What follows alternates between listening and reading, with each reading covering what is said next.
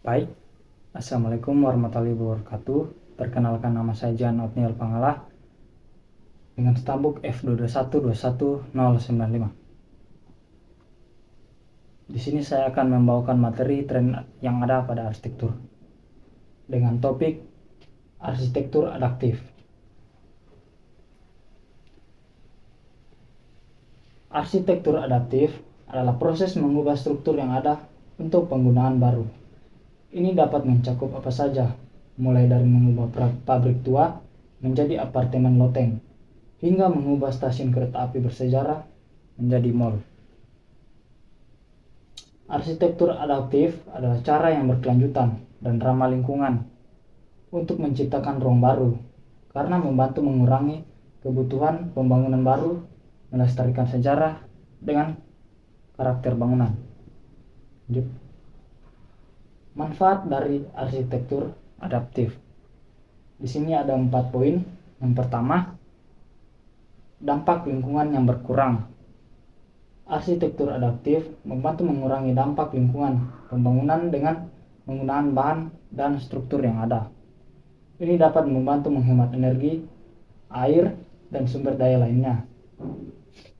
Poin yang kedua, pelestarian sejarah. Arsitektur adaptif membantu melestarikan sejarah dan karakter bangunan. Ini bisa penting karena alasan budaya dan ekonomi. Poin yang ketiga, revitalisasi komunitas. Arsitektur adaptif dapat membantu merevitalisasi komunitas dengan menghidupkan kembali bangunan yang kosong atau tidak terpakai. Ini dapat menciptakan lapangan kerja, menarik penduduk baru, dan meningkatkan perekonomian lokal. Poin yang terakhir, kelestarian. Arsitektur adaptif adalah praktik yang berkelanjutan yang dapat membantu mengurangi ketergantungan kita pada pembangunan baru. Ini dapat membantu menghemat sumber daya dan melindungi lingkungan. Lanjut, contohnya Pasar Santa di Jakarta yang dulunya pabrik susu dan sekarang menjadi pasar kuliner yang populer. Yang kedua, Museum Bank di Indonesia yang ada di Jakarta, yang dulunya gedung bank dan sekarang menjadi museum yang menceritakan sejarah perbankan di Indonesia. Yang ketiga, Taman Budaya Yogyakarta yang dulunya bekas gudang dan sekarang menjadi tempat pertunjukan seni dan budaya. Yang keempat, Benteng Vredenburg di Yogyakarta yang dulunya benteng Belanda dan sekarang menjadi museum yang menceritakan sejarah Yogyakarta. Lanjut, studi kasus yang saya angkat adalah Benteng Vredenburg yang ada di Yogyakarta. Salah satu bangunan bersejarah paling penting di Yogyakarta. Benteng ini dibangun oleh pemerintah kolonial Belanda pada tahun 1787 untuk melindungi kepentingan di Yogyakarta. Benteng ini memiliki bentuk persegi panjang dengan luas sekitar 1,2 hektar. Benteng ini memiliki 4 bastion di setiap sudutnya.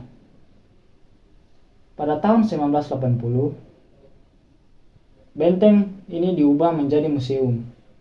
Museum ini menceritakan sejarah Yogyakarta, mulai dari masa Mataram kuno hingga masa kemerdekaan.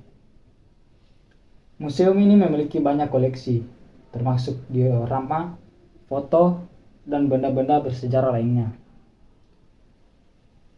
Benteng ini terletak di Jalan Jenderal A. Yani nomor 6, Yogyakarta. Benteng ini dibuka setiap hari dari pukul 8.00 sampai 16.00. Biaya masuk museum ini adalah Rp5.000 untuk dewasa dan Rp2.500 untuk anak-anak.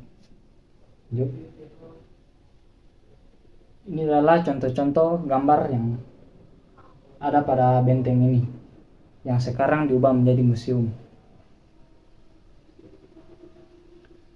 Berikut adalah beberapa hal yang dapat dilihat dan dilakukan di Benteng Vredenburg ini. Yang pertama, Menjelajahi benteng.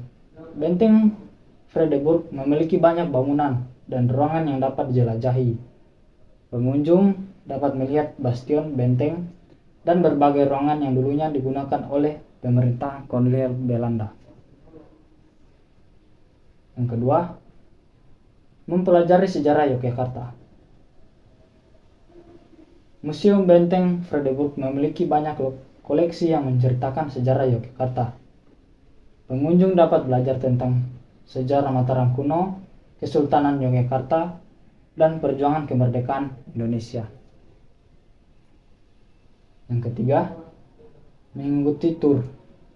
Museum Benteng Fredericburg menawarkan tur yang dipandu oleh pemandu wisata. Tur ini dapat memberikan informasi lebih lanjut tentang sejarah benteng dan museum. Yang terakhir, Benteng Fredericburg adalah tempat yang menarik untuk dikunjungi bagi siapa saja yang tertarik dengan sejarah Yogyakarta. Benteng ini adalah simbol penting dari sejarah kota ini dan merupakan tempat yang bagus untuk belajar tentang masa lalunya. Sekian, terima kasih.